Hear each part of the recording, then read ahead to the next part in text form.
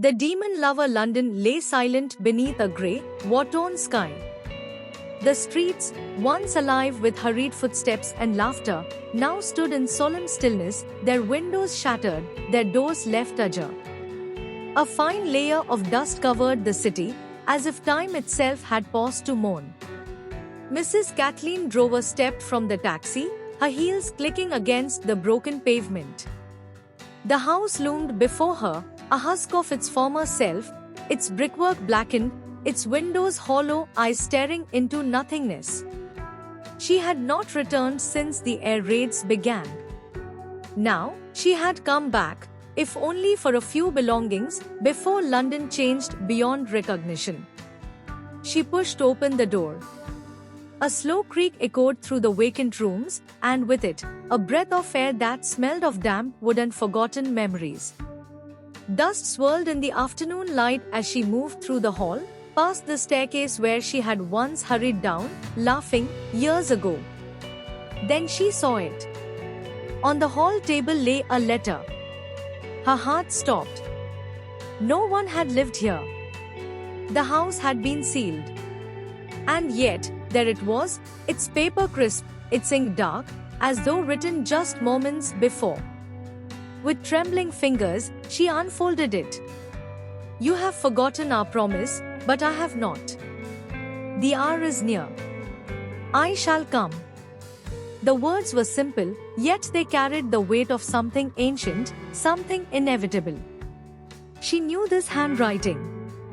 She had last seen it 25 years ago, in another world, another lifetime, before the First War, before the trenches swallowed men whole. He had been a soldier then.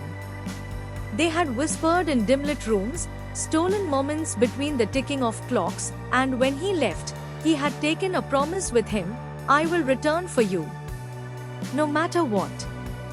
She pressed the letter to her chest. It was impossible. He had never come back from the war. His name had been etched into stone, among the countless lost. A chill passed through her. The house, once merely empty, now felt inhabited.